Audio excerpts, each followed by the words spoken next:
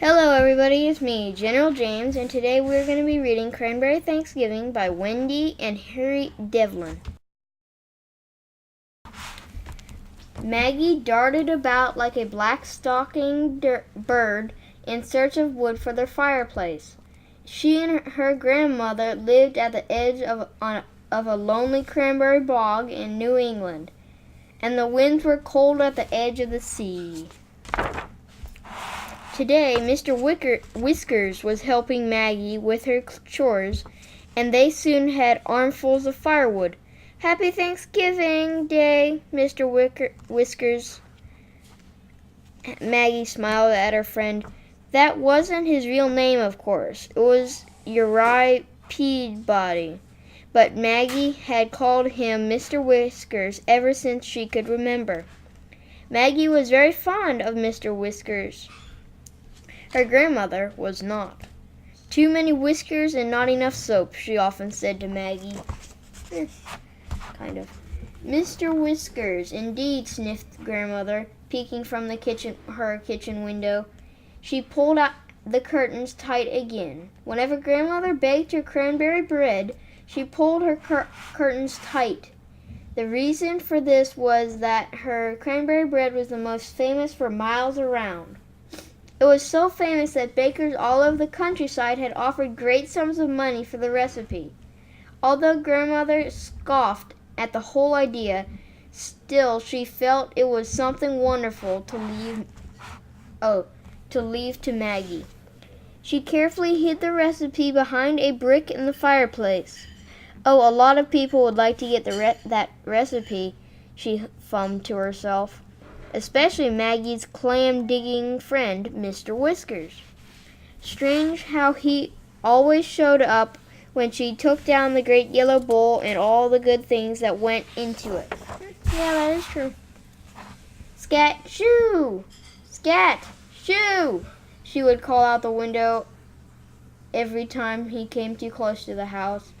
But forget all that today. It was Thanksgiving, her favorite day of the year. The cranberries had been picked, boxed, and sent to the market. The dried corn had been soaked, and the corn pudding made. The turkey was roasting in the old iron oven. Turnips, tiny green peas, and a pumpkin pie were ready. Ooh, yummy. The cranberry bread was cooling on the wooden board. The real work was done, and the feast was almost ready.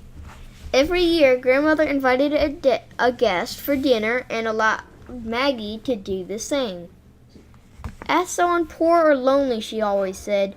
It never mattered to Maggie or her grandmother that the red carpet was worn and mended, or that the silver spoons didn't match.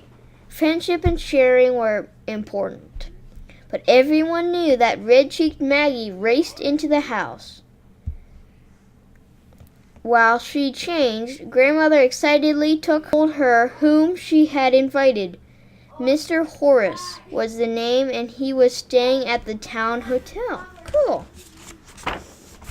"He actually bows, and he has a gold cane and smells of lavender," said grandmother happily. "And he's all alone."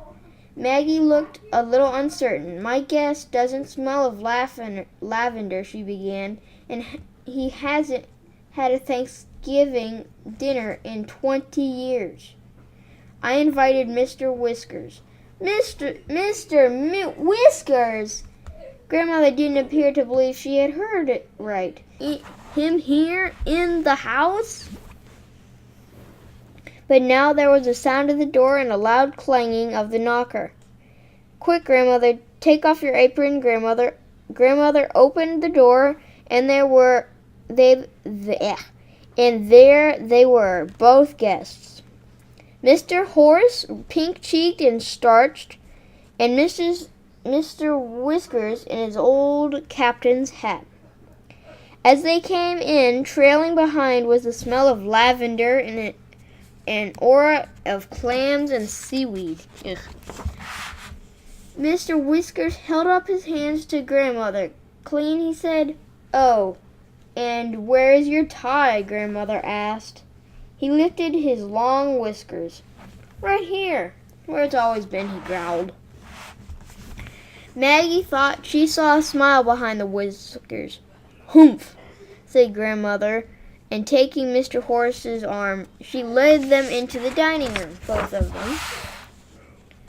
A log fire sputtered, the glasses shone, and certainly no one would notice that the silver spoons didn't match. "Let's sing, 'We Gather Together,'" said Maggie, trying to warm things up. They all joined in the old hymn, and midway began to sing out with cheer and gusto. Grandmother started to trill like a bird, until Mr. Whiskers fixed her with a quizzical gaze and shook his ears. "How about 16 men on a dead man's chest?" he roared, slapping his knees. Mr. Horace looked pained. Grandmother peered over her glasses. "Really?" she said. Maggie left the table and reappeared with the roast turkey. Yum, yum, yum. The corn pudding, peas, cranberry jelly, and turnips soon followed. Then came pale, sweet butter and Grandmother's famous cranberry bread. "Feast of feasts," murmured Mr. Whiskers. We have all heard about your cranberry bread," chuckled Mr. Horace, "and the recipe hidden in the kitchen fireplace." It's in the dining room fireplace," said Grandmother, and looking over at Mr. Whiskers, she added, "and you, sir, will never find it." Mr. Whiskers stared at the turkey and pretended not to have heard her. So I guess he really wanted the turkey. Maggie began to get nervous, but she made sure everyone was served some of each dish, and they began to eat. What a great full dinner that was, with everything cooked with crisp edges and tender centers. How delicious," said Maggie. "How exquisite," said Mr. Horace. "How about some more?" said Mr. Whiskers. At last they finished dinner. Maggie and Grandmother cleared the table and went into the kitchen. "Watch that Whiskers fellow," Grandmother whispered to Maggie. Maggie opened the kitchen door just a small bit and peeked into the dining room. Her eyes widened. "Grandmother! He's found it!" Clash, clumpity. There was a sound of wild scuffling, loud shouts, and falling chairs. Two figures pushed to the front door. For a moment they wrestled at the doorway and then seemed to burst into the purple dusk. One chased the other into the cranberry bog. And a cranberry bog, by the way, is like a cranberry little farm. "The nerve of him stealing our recipe," said Grandmother, with her eyes with fire in her eye. Maggie knew whom she meant. "It wasn't Mr. Whiskers," she said. "It was Mr. Horace."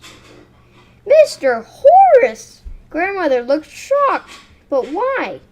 "'Cause he owns a bakery in the city." "And Mr. Whiskers knew this?" Grandmother asked. "Yes," said Maggie. "Mr. Whiskers kindly came today to watch Mr. Horace and to have dinner." Mr. Whiskers came puffing up to the door, holding Mr. Horace by the collar proudly. He held the recipe high up in the other hand. "Don't trust a man 'cause he smells of lavender and has a gold cane," he growled. Grandmother stood up very straight and looked hard at Mr. Horace. "You, sir," she said at a disgrace. "He's worse than that," said Mr. Whiskers. "He's a recipe robber," said Maggie. All the starch seemed to leave Mr. Horace. "No pumpkin pie for you, sir," said Grandmother, handing him his cane. Mr. Horace began to sniffle. They left Mr. Horace on the doorstep. Grandmother closed the door firmly, and this time she took Mr. Whiskers' arm into the dining room.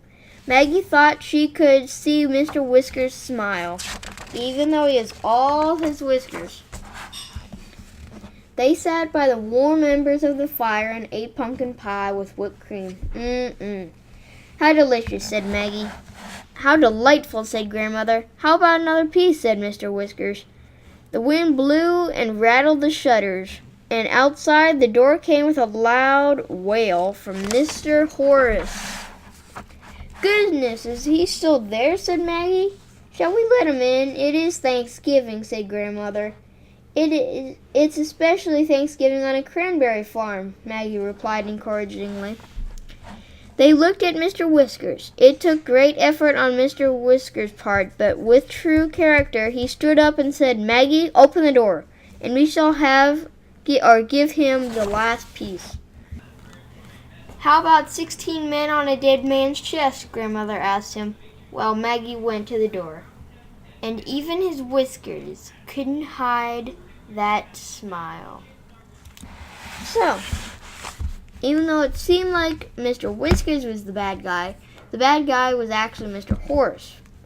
But yeah, that was Cranberry Thanksgiving. I hope you all enjoyed. See you all later. Bye!